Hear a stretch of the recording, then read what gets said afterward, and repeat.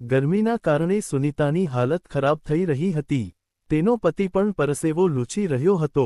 જ્યારે તેણે પોતાની માતા પાસે એસીનું રિમોટ માંગ્યું ત્યારે તેની માતા કહેવા લાગી, ખબર નહીં વહુએ રિમોટ ક્યાં મૂકી દીધું છે।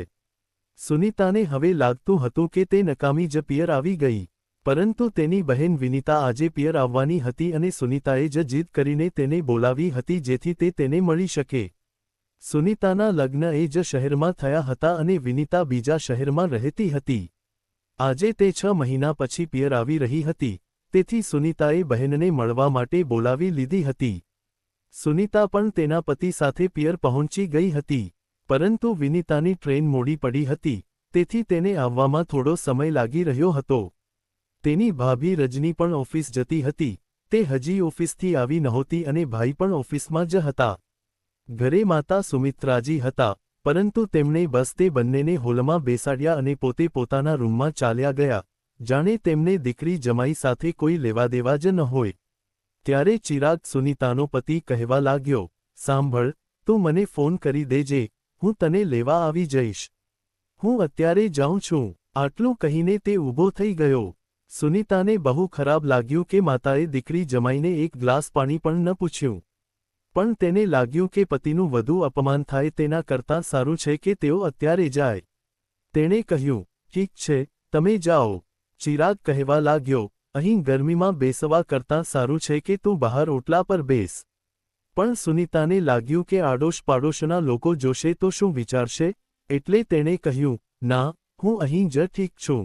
તેનો પતિ બાઇક લઈને નીકળી ગયો કે તરત જ સુનીતા ધડામ દઈને સોફા પર બેસી ગઈ અને વિચારવા લાગી કે માં હંમેશા મારી સાથે આવો રૂખો વ્યવહાર કેમ કરે છે।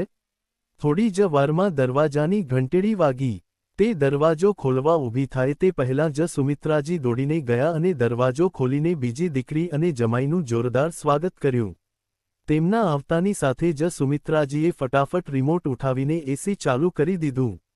આ જોઈને સુનીતા હેરાન રહી ગઈ। માતા તરત જ રસોડામાં ગયા અને એક પ્લેટમાં સમોસા અને બીજી પ્લેટમાં ગુલાબજાંબુ સજાવીને લઈ આવ્યા।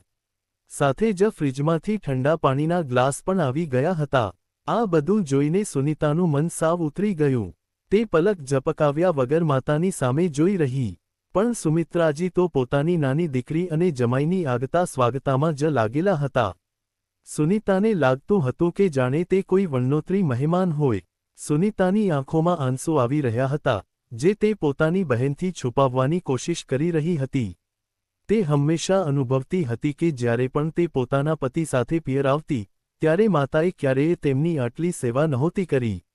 જ્યારે વિનીતા તેના પતિ સાથે આવતી ત્યારે તેની માતા એક પગે ઊભા રહીને તેમની સેવા કરતા। તે વિચારવા લાગી કે જો ઘરમાં ગુલાબજાંબુ અને સમોસા હતા, તો તેમને કેમ ન પૂછ્યું। છેલ્લા અડધા કલાકથી તેઓ એમનેમ બેઠા હતા, તેમના માટે એસીનું રિમોટ ન મળ્યું અને માતાએ પાણી પણ ન પૂછ્યું। પોતાના જ પિયરમાં તે અપમાનિત મહેમાનની જેમ બેસી રહી હતી। વિનીતા તેની પાસેથી ઘર પરિવારના હાલચાલ પૂછી રહી હતી। તેણે સુનીતા તરફ સમોસા અને ગુલાબજાંબુની પ્લેટ વધારી, પણ હવે સુનીતાને તે અડવાની પણ ઈચ્છા નહોતી। તેણે સ્મિત આપીને ના પાડી દીધી। જોકે તેનું ગળું સુકાઈ રહ્યું હતું, એટલે તેણે એક ગ્લાસ પાણી પીધું।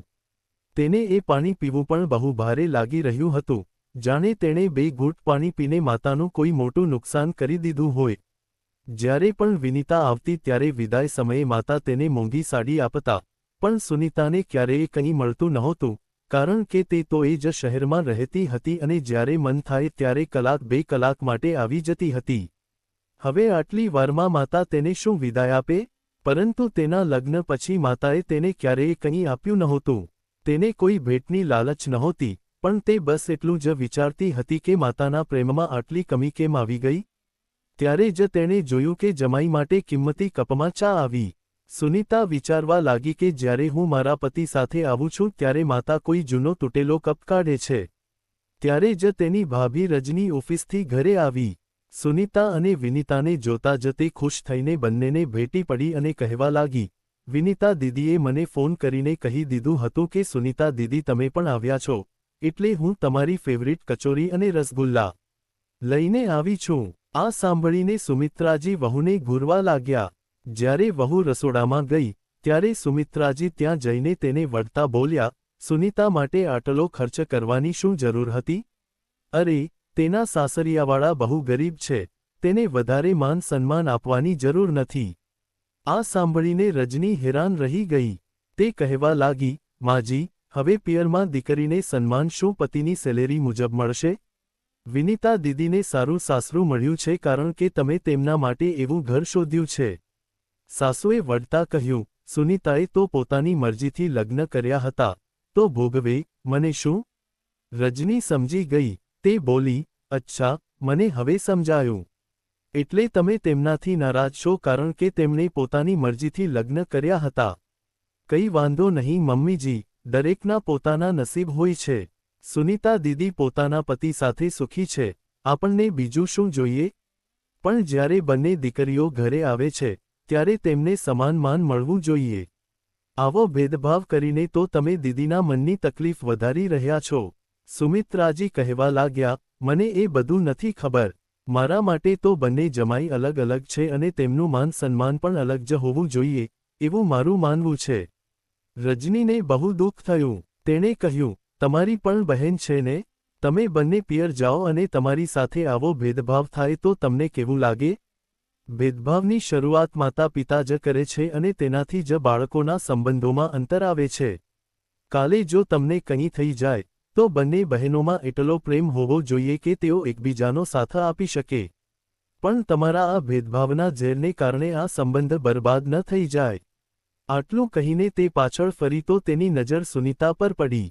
તે રસોડાના દરવાજે ઊભી બધું સાંભળી રહી હતી. તેને ત્યાં જોઈ રજની થોડી ગભરાઈ ગઈ. સુનીતા આગળ વધીને ભાભીને ભેટી પડી અને જોરજોરથી રડવા લાગી. તેણે કહ્યું, ભાભી, માની વિચારધારા જેવી પણ હોય, પણ મને એ વાતની ખુશી છે કે મારી ભાભી એટલી સારી છે કે જેણે મારા વિશે વિચાર્યું. લગ્ન પછીથી જ હું જોઈ રહી હતી કે માં અમારી વચ્ચે ભેદભાવ કરવા લાગી છે. માં, શું તારા પ્રેમમાં મારા માટે કમી આવી ગઈ છે? જો મારા પતિ કાલે વધારે કમાવા લાગે તો શું તું મને પહેલા જેવો પ્રેમ કરીશ? બોલતા બોલતા તેનો અવાજ બેસી ગયો. હવે સુમિત્રાજીની આંખોમાંથી પણ આંસુ વહેવા લાગ્યા. તેમણે આગળ વધીને સુનીતાને ગળે લગાવી લીધી અને કહેવા લાગ્યા, મને માફ કરી દે મારી દીકરી. તમે બંને હંમેશા મારા માટે એક સમાન હતા. યાદ છે, બાળપણમાં હું તમારા બંને માટે એક સરખા જ કપડાં લેતી હતી? બસ મારા મનમાં એ હતું કે હું તમારી બંનેની શાદી સારા ખાનદાનમાં કરાવું. તે તારી જીદથી ગરીબ ઘરમાં લગ્ન કર્યા એટલે હું તારાથી નારાજ હતી અને એ ગુસ્સો તારા પર કાઢતી હતી. ત્યારે રજનીએ સાસુને સમજાવ્યા, માજી, સાચી ખુશી તો અપનાપણામાં હોય છે. પૈસા વધારે હોવાથી શું થાય? ક્યારેક અમીર ઘરમાં પણ દીકરી સુખી નથી હોતી. તમારે તો ખુશ થવું જોઈએ કે દીદી સુખી છે. સુમિત્રાજીએ ધીમેથી કહ્યું, હા વહુ, આજે મને મારી ભૂલ સમજાઈ ગઈ છે. હવેથી હું ક્યારેય ભેદભાવ નહીં કરું. ચાલ, ફટાફટ ફણસ કાઢ, આજે હું સુનીતાનું ભાવતું શાક બનાવીશ. ત્યારે વિનીતા પણ રસોડામાં આવી અને મોઢું મચકોડીને કહેવા લાગી, તો માં, મારી પસંદગીનું શું બનશે? તો માં હસતા હસતા બોલ્યા, તારા માટે ગોળવાળી ખીર બનાવીશ બેટા. આ સાંભળી સુનીતા અને વિનીતા બંને માતાને વળગી પડ્યા. સુનીતાની આંખોમાં હજી પણ ભાભી માટે આભારની લાગણી હતી, જેણે આજે તેના મનની પીડા દૂર કરી હતી.